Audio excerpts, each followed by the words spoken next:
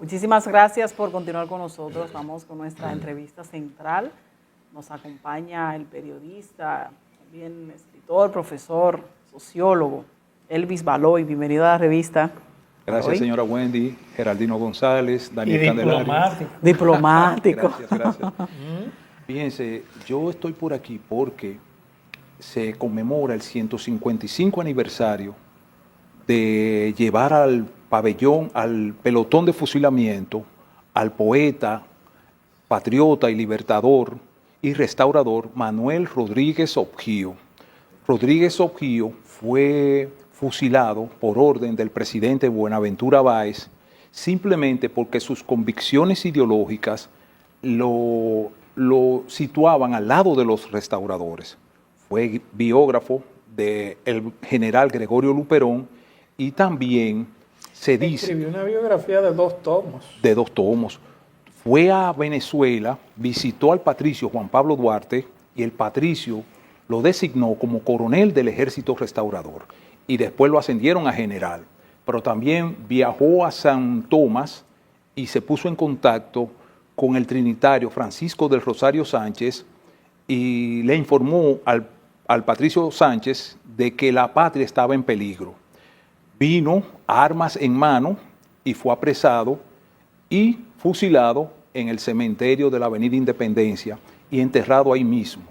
Y durante el gobierno del arzobispo Meriño, sus restos fueron trasladados a la iglesia Regina Angelorum, en donde descansan actualmente, pero que su sitial real es el mausoleo en donde están todos los hombres y mujeres que han contribuido a la formación de la República Nacional. El Panteón de la Patria, sí. O sea, los restos del poeta y patriota dominicano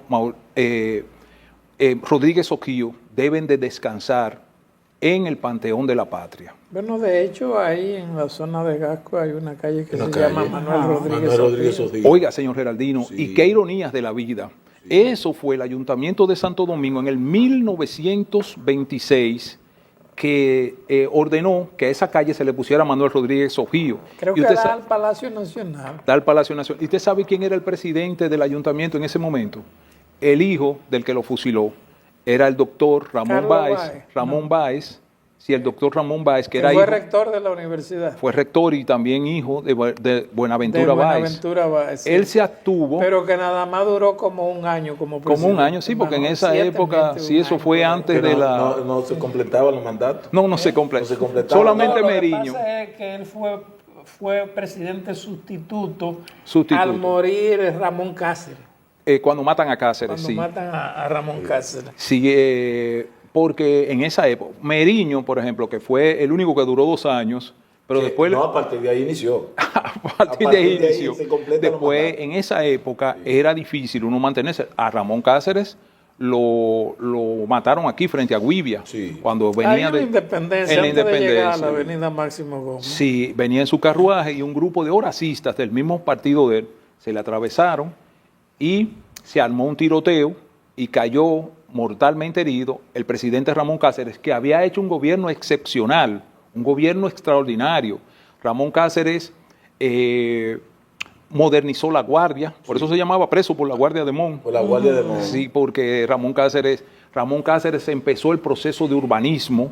O sea, la sociedad dominicana... Bueno, a él lo mató el hijo de uno de sus principales asistentes. Sí, porque habían contradicciones entre el horacismo. Horacio Vázquez no estaba aquí en el país cuando matan a Cáceres, pero el horacismo tenía... Que en el panegírico, cuando mataron al que lo asesinó a él, salió a relucir lo que dijo el padre del que lo mató. Sí. No, fue cuando lo levantó. Bien muerto, pero mal matado. Mal matado. Sí, cierto. Esa también es una ironía de la historia. Ninguno de los que ajusticiaron a uno de los peores dictadores que ha tenido la República Dominicana, como Ulises Heró Lilis, sus restos no descansan en el Panteón de la Patria. Ni Jacobito de Lara, que fue que enfrentó a Lilis, marcharle a Lilis no era cosa fácil. Lilis era un hombre de armas en mano. Sí. Había fusilado a todo el que se había opuesto a él. Y esos muchachos, jovencitos todos, la emprendieron contra Lilis en el 1899 y hacen más de 100 años y ninguno descansa en el Panteón de la Patria. No. Bueno, quizás porque no hay un familiar o alguien que haya hecho una propuesta tan interesante como la que tú estás haciendo. Pero volviendo a lo de Manuel Rodríguez Objío, que escribió los 2 tomos de la biografía de Gregorio Luperón, que es el principal héroe de la restauración de la República. Sí. Tú le has hecho una carta al presidente de la República en donde le pide que sus restos sean trasladados al Panteón Nacional. Sí. Bueno, uno tendría que decir, bueno, ¿es facultad del presidente o del Congreso? Es facultad, el presidente puede interponer sus buenos oficios para esos fines. Porque y también recuerdo un caso muy especial, el caso de Rosa Duarte, que como no aparecían los restos de ella, lo que se hizo fue un cenotapio. Y ahí está, fueron llevados al Panteón Nacional, pero como un cenotapio. Sí. Entonces, en el caso de los restos sí están. Sí, los restos están en la iglesia Regina Angelorum. Yo visité la tumba, la constaté, tomé fotos, y creo que la verdad es que el cenáculo en donde pertenecen sus restos es en el Panteón de la Patria. Geraldino y señora Wendy y Daniel, Manuel Rodríguez Objío escribió dentro de su obra poética varios poemas. Hay un poema que se llama La Patria, que es precioso, una oda a la patria, ecos de la patria. También le escribió a su amada de toda la vida, su amor eterno, que era la señora Rita Reyes, una santiaguera, que le decía mi pasionaria, mi indiana, pero también su obra poética fue dedicada a la patria. Y le renunció a Pedro Santana, a un cargo que le dio Pedro Santana, le renunció por sus convicciones patrióticas, le renunció a Báez. A Báez vino aquí armas en mano. Cuando lo apresan, lo interrogan para involucrarlo, para involucrar a Gregorio Luperón en esa refriega armada cuando ellos llegan al país, y él se identificó de una sí, yo soy Manuel Rodríguez Objío. Sí, él se identificó. Aparte de eso, Geraldino, se rumora, es un rumor, el señor Emilio Prudón lo negó, pero se rumora que las letras del himno nacional las escribió Manuel Rodríguez Objío. Eso se ha dicho. Una discusión vieja. Una discusión vieja. Eso se ha dicho. Porque es que los versos se parecen. Pero volviendo al caso de Rodríguez Objío, tenemos el caso, por ejemplo, de Pedro Santana, que está en el Panteón Nacional. Cierto. Balaguer, cuando se iba a despedir en el año 1978, sí, no sé por qué razón,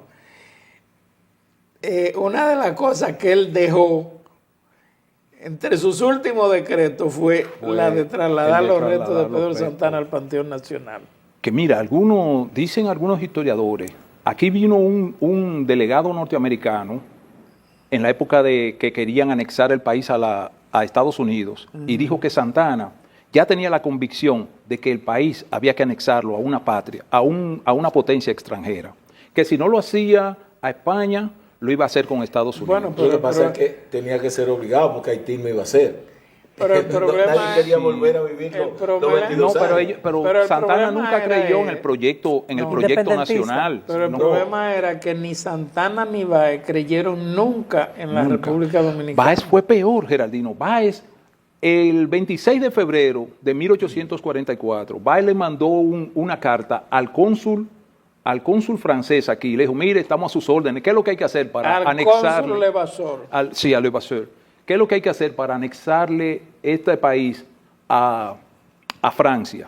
Estamos dispuestos a hacer lo que sea. O sea, no creían en el proyecto. Porque él fue diputado haitiano. Fue diputado haitiano. Pero no solo que no creían. Tomás Bobadilla también fue. Tomás Bobadilla. Fue lógicamente. Sí.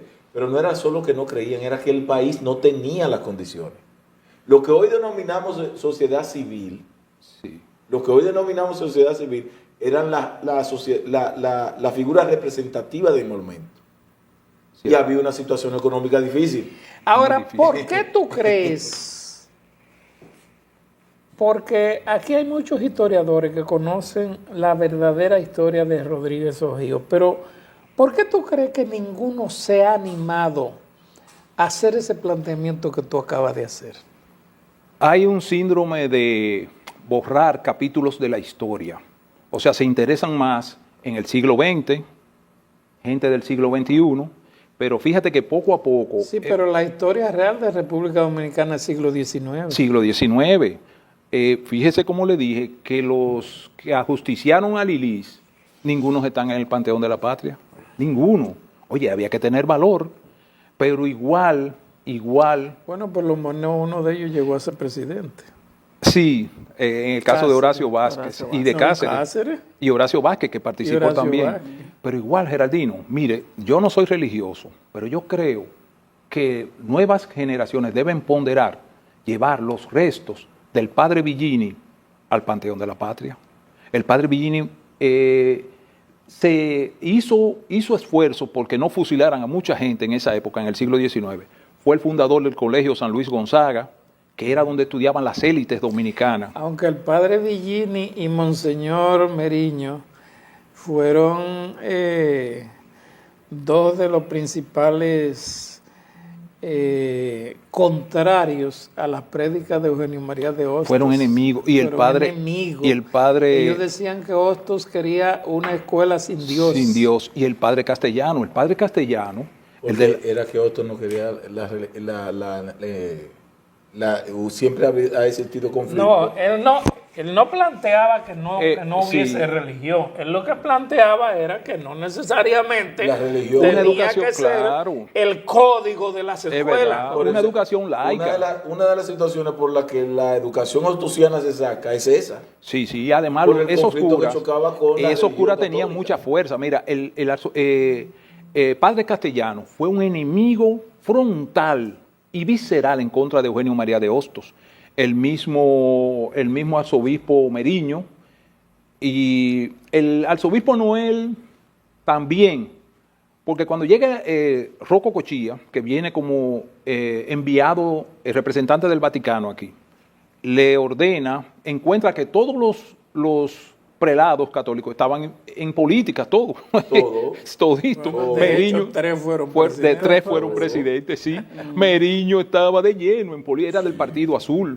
El mismo arzobispo Noel fue presidente del país, que tuvo que renunciar por las montoneras. Y también lo fue. Y Villini, sí. O sea, también lo fue. Todo, cuando llega Rocco Cochilla aquí, una de las cosas que intentó hacer fue alejar un poco de la política a las sotanas, porque todos estaban imbuidos de lleno en la política dominicana. El siglo XIX fue uno de los momentum que construyó esta República Dominicana. El sacrificio y el trabajo tesonero de la mayoría de gente como Manuel Rodríguez Ojío fue que construyeron la dominicanidad. Mira, ¿y qué respuesta tú has tenido de la carta que enviaste a la presidencia? No he tenido ninguna respuesta. Se la hicimos con copia al ministro de Cultura, el señor Roberto Ángel Salcedo, y no hemos recibido ninguna respuesta. Usted mencionaba algo interesante en su momento, que usted hablaba de que se quiere borrar la memoria histórica, lo que hemos visto con los diferentes gobiernos de turno, ministros de Cultura y demás, que tienen que ver con preservar esa memoria. Es un desinterés. Aquí las fechas históricas incluso ya no se menciona. Monumentos importantes. Por ejemplo, aquí cercano está el Parque Independencia y ahí no hay iluminación. No. O sea, ese parque no tiene luz. A oscura total. Y cuando se buscan las responsabilidades, cada institución una con otra, dicen que no, que le corresponde al Ministerio de Defensa, que es el Ministerio de Cultura. O sea, es como que se ha desligado totalmente. ¿Usted percibe esto también? Claro. Mire, señora Wendy, por ejemplo, cuando murió Jack Veneno, hubo un legislador que llevó un proyecto de ley, oye, es absurdo, para quitarle el nombre al Parque Eugenio María de Hostos y ponerle Parque Jack Veneno. Eso es una afrenta. Eso lo hizo un legislador. Un legislador. Claro, él después lo retiró.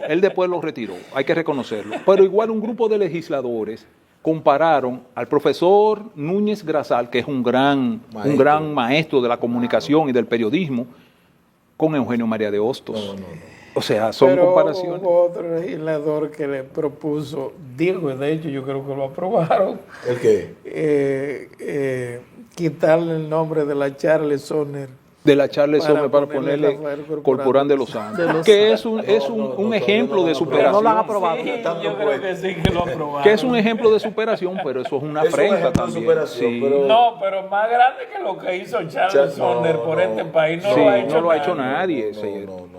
La verdad es que si seguimos con ese síndrome de borrar los capítulos de la historia, las nuevas generaciones van a desconocer cómo se templó el acero en este país. Pero, Porque Marlo, yo creo que hay un problema también.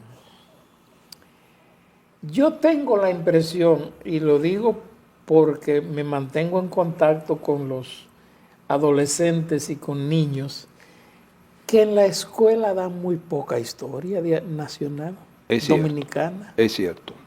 No Es cierto. saben nada. No, la ignoran totalmente. Las nuevas generaciones la ignoran. Usted sale con una cámara a la calle y la gente, figuras de principios del siglo XX, no la conocen. Se da la historia más reciente. La historia más Ajá. reciente. Imagínese el siglo XIX. Y no bien Imagínese contada. eso.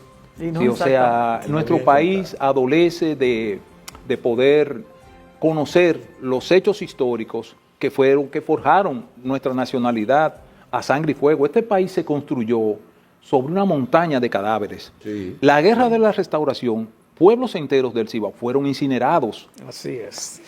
Elvis Baloy, se nos acabó el tiempo. Gracias por hablar con nosotros. La he pasado de Muy forma amable. extraordinaria con ustedes. ¿Cómo te tres. sentiste tú como periodista siendo entrevistado? Señores, nos vemos mañana.